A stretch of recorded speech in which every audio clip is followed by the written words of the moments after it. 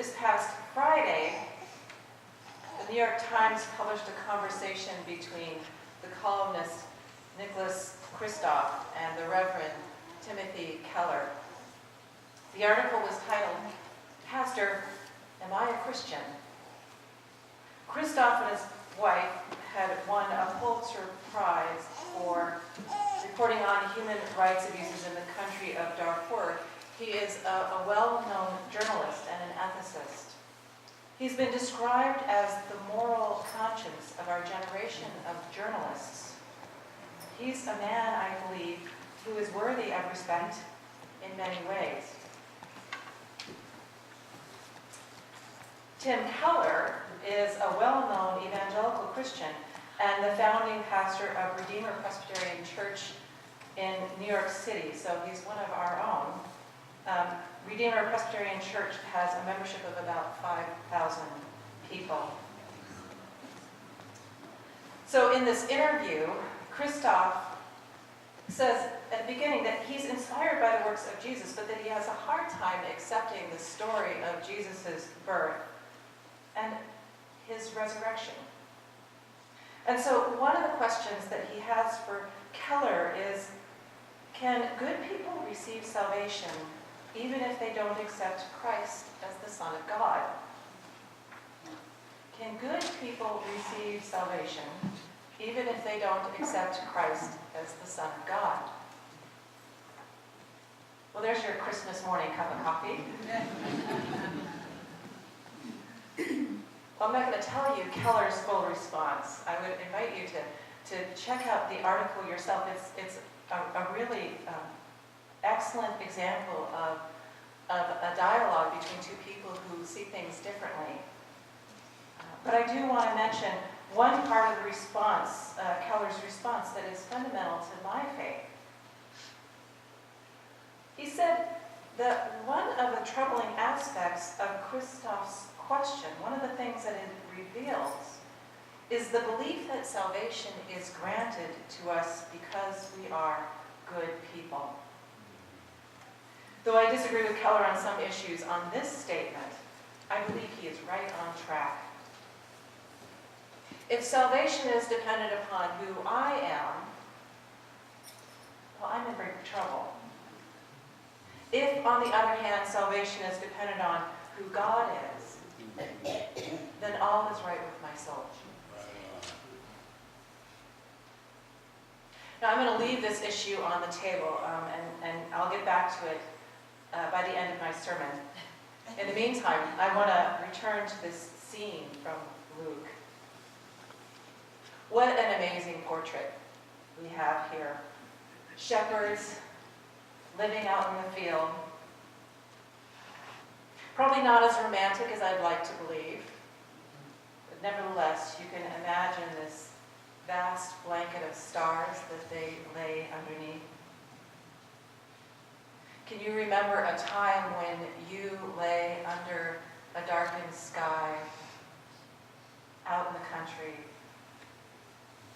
All the stars that lay out there, the sense of the infinite that you get, and how it makes you feel tiny in comparison. These shepherds probably had spent hours looking out into that clear and mysterious and beautiful sky. On the other hand, they were also likely to have been hungry, tired, worried about their families, missing their loved ones, and anxious about the flocks that they watched day and night, and the consequences if they lost even one of them. The life of a shepherd was not an easy one, and yet, into every life, no matter what the circumstances, hope can be born. And on this night, out in the fields, on the outskirts of Bethlehem, these laborers found themselves suddenly facing the angel of the Lord. And this angel delivered a historic message to them. this is the day that the Messiah is born. Now, this isn't just a personal revelation. This is a world-changing, humanity-shaping tidal wave of a historic event. It said, look away from the emperor. Look away from the ones that the world has endowed with authority. It is happening here and now in this little backwater town of Bethlehem. Here, the King is born. Here, among the shepherds, in the midst of the people. God is with us. This is a study in contrasts. The glory of God, the multitude of angels on high, the heavenly song of salvation sung into the filth of the shepherds' lives. The youth called it right last week during our Christmas skit when Grace, rolling her eyes, said to the shepherds, "You smell." Our most holy seasons are about contrasts. Christmas is about the light of hope in this season of darkness. As the days get shorter and the nights get longer, we move closer and closer to this moment when the light breaks forth. I would invite you to think about the contrasts in your life. The dark times that you've experienced that helped you to see hope more clearly.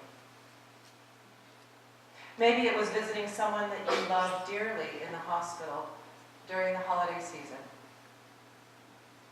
Maybe it was during a period when your marriage was failing or your finances were completely exhausted. Maybe you've experienced depression. Maybe it was a falling out with your family. Perhaps you're still in that difficult time. Whatever the circumstances, sometimes the trials of our lives are the very things that point us towards God. The most holy seasons of our faith are about contrasts. Another contrast in this story from Luke is that it is clearly and intentionally an historic event. And yet it is also here and now. This is God appearing in a particular form, Jesus, in a particular time, 2,000 years ago, and in a particular place, Bethlehem. And yet there's a timelessness about this birth as well. We experience that every Advent when we go through our period of waiting. Waiting for what? Waiting for him to come again. Jesus was born, he lived, he was crucified, and he died, and he was resurrected. And yet here today, this morning, he is born to us anew. A child born in our midst, born in the midst of a nursing home, in the burned out streets of Aleppo, in the hostility of our political life, in the empty seduction of a shopping mall. Here in this place, the angels are speaking to us too. To us they say, to you this day is born a Savior. Are you, like the hungry and tired shepherds of the fields, willing to look for him? If so, before you do, I want to go back to the conversation between the journalist and the pastor.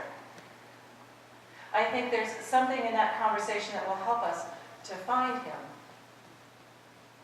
The pastor tells the journalist, It's not your goodness that merits salvation, but God's greatness. In other words, we can't do anything to make it happen.